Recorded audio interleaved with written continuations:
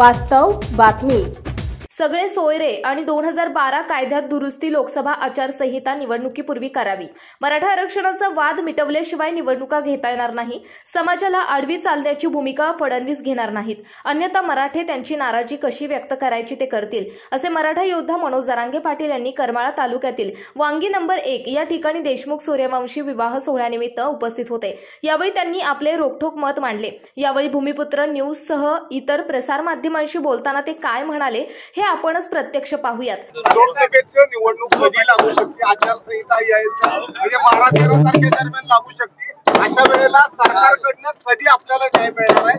समाज सगळा वाट बघत बसलेला आहे. काय अपेक्षित आहे सरकारला? आचारसंहिता लागण्याच्या अगोदर जी सगळ्या सोयऱ्यांची अंमलबजावणी ती करावी लागणार. कारण अधिसूचना हे त्यांनी काढलेली आणि 2012च्या कायद्यात जर दुरुस्ती करायची असली तर आचारसंहितेच्या अगोदर त्यांना ती करावी लागणार आणि ते करतील. कारण मराठा आरक्षणाचा हा ज्वलंत प्रश्न आहे. हा मिटल्याशिवाय सरकार निवडणुका नाही घेणार. आधी हा प्रश्न सुटेल अशी अपेक्षा. हो, सोडवाच लागेल त्यांना. आता जर सरकारने परत एकदा दगाफटका केला तर आपण काय आव्हान काय करणार आहे समाज बांधव? असं वाटत नाही. आम्ही 9 तारखेपर्यंत वाट बघायचं ठरवलं. 9 किंवा 10 तारखेला आम्ही घोषणा करण्याच्या तयारी. उपयोग नाही म्हणून आम्ही वाट बघतोय.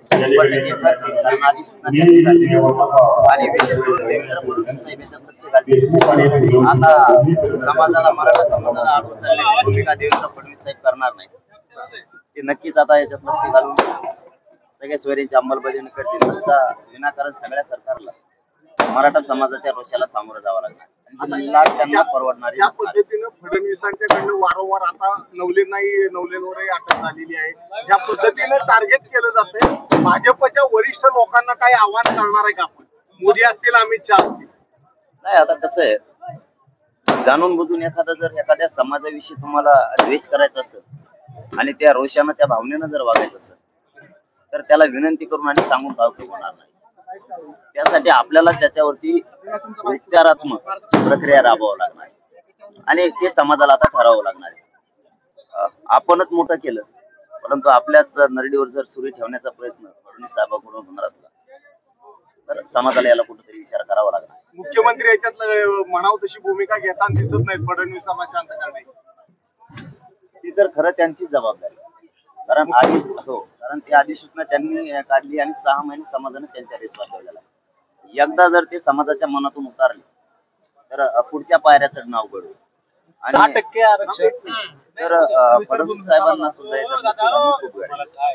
कारण फडणवीस साहेबांनी जर याच्यात आता लक्ष नाही घातलं, नुसते लोक अटक करण्याच्या मागे लागून त्यांचा जर काही गैरसमज झाला असला की मी केसेस करून निष्पाप लोकांना गुंतवीत आणि समाजात थांबल तर थांबत नाहीये, परिणाम उलटा झालाय. समाज, मला एक मोठी फळी तयार झाली त्यांच्यामुळे. ज्यांच्यावर निष्पाप लोकांना गुंतवण्याचा प्रयत्न केला ते लोक मला येऊन म्हणायला लागले, आता आम्ही आधी मध्ये नव्हतो, आता आम्हाला जर गुंतवले तर आता हो द्या काय होईल. म्हणजे ते फळी निर्माण करून द्यायला लागले आणि त्यांच्याविषयी एक नाराजी लाट उचलणारी त्यांनी समजून घ्यावं. मी विनंतीपूर्वक त्यांना सांगतोय की त्यांनी जरा समजून घेणं गरजेचं आहे. आता तरी शांतपणा येणार. फोटो सोशल मीडियावर टाकलाय तुमच्याबरोबर, ती गाडीत बसलेली आहे आणि हे सगळं वेल ऑर्गनायझड आहे. त्यांनी जे काही वक्तव्य केलेलं आहे असा आरोप केला. कोणी केलाय? नवले जे आहे, ज्यांना ब्राह्मण समाजावर बोलले 3 मिनिटाचा त्यांचा एक फोटो तुमच्याबरोबरचा सोशल मीडियावर व्हायरल केलाय. आणि तुमची काय भूमिका आहे नक्की ह्याच्या मागे? त्यांना काय झालंय, काय केलंय हेच मला माहित नाही. तुमच्याच माध्यमातून मला ऐकायला मिळते काय केलंय नवलेंना. ज्या नवलेंनी 3 मिनिटात ब्राह्मण समाजाला संपवण्याचे वक्तव्य केलेलं आहे त्यांचा नाही, त्या तशा वक्तव्याचं मी समर्थन करणारच नाही आणि माझ्यासोबत असू शकते. कारण पूर्ण महाराष्ट्रातला 6 करोड मराठा समाज माझ्यासोबत आहे. गाडीतच काय कुठं मी कुठेही बसू देतो कोणाला, मी पण कुठेही, परंतु त्यांच्यावरती विनाकारण अन्याय होऊ नये. कारण प्रत्येकाला स्वातंत्र्य. काही एखादे लेकरू म्हणून चूक झाली असेल तर या टोकाचं पाऊल उचलायची. त्यांच्याबद्दल, नवलेंबद्दल सरकारला सुद्धा काय आवश्यकता नाही. समर्थन करत नाही. मी त्या वक्तव्याचं तर कधी करणारच नाही. पण तरीही सरकारनं पालकत्व आपण स्वीकारलेलं आहे. एक राज्यातला लेकरू नागरिक त्यांचा असेल तर इतकं सोड भावनेने सरकारला त्याच्याशी वागण्याची काय गरज नाही. आज म्हणले की जरांगे पाटील काय आहेत ते मराठा समाजाला का आलेलं आहे, त्यांनी वक्तव्य केलेलं आहे. आता तुला सुचना मग इकडे सोडला का आता मराठ्याकडे पाहत. तर ज्या पद्धतीनं प्रत्येक लोकसभा मतदारसंघात जास्तीत जास्त उमेदवारी दाखल करायची आता सध्या आव्हान केलं जाते. असे जर उमेदवारी दाखल केली तर लोकसभेची निवडणुकीचा फज्जा उडू शकतो. सरकारला कळत नाही का? 6 महिने झाले समाज त्यांचा सन्मान करतोय. मग मागणीच काय? तुम्ही म्हणलात की तुम्ही म्हणले हैदराबादचं गॅजेट घेऊ, बॉम्बे गव्हर्नमेंटचं गॅजेट घेऊ, केसेस मागं घेऊ आणि सगळ्या सोयींची अंमलबजावणी करू. साधा सोपा प्रश्न आहे. मला राजकारण करायचं नाही, माझा तो मार्ग आहे. तुम्ही बोलल्याप्रमाणे तुम्ही सगळ्या सोयींची अंमलबजावणी द्यावी, विनाकारण माझ्या नादी लागू नये. एक तर त्यांनी चूक केली, नादी लागून त्यांची एकतर चूक झाली ओळखण्यात. त्यांनी आणखीन तरी विनाकारण माझ्या नादी लागू नये. त्यांनी गोडी गुलाबीन हा प्रश्न मार्गी काढायचा प्रयत्न करावा. मी दुसऱ्यांदा विनंती करतो. आत्ताच्या आता नसता याची नाराजी लाट एवढी उसळणार आहे. तुम्ही जी माझ्यावरती SIT नेमली आणि एक शेतकऱ्याचं पोरग सामान्य मराठ्यांच्या लेकरांचं कल्याण व्हावं म्हणून लढतोय, तुम्ही SIT नेमली. ज्यांच्यासाठी तुम्ही नेमायला पाहिजे होती सुगंधी अगरबत्ती असल्यासाठी तुमच्या आजूबाजूला हिंडते ती हजारो करोड रुपये गोरगरीब जनतेचे लुटलेले लोक तुमच्या आजूबाजूला जसं काय त्या देव देवतांपुढं सुगंधी अगरबत्त्या लावत असे हिंडायला लागले. आणि आम्ही प्रामाणिकपणे समाजाचं काम करतो, तुम्ही SIT नेमायला लागले. त्यामुळे समाजात प्रचंड रोष गेलाय. त्यांनी सगळे स्वराज्य देवा, आम्हाला राजकारण करायचं नाही, मी शब्द देतो. हेच मराठी त्यांना डोक्यावर घेऊन नाही. 10% मुख्यमंत्र्यांना आरक्षण दिले तरी पण तुमचं आंदोलन का सुरू आहे असा सवालाचा उपस्थित केला जातो मराठा समाजामध्ये. त्याचं कारण पण तसं, मराठ्यांची ती मागणीच नाही.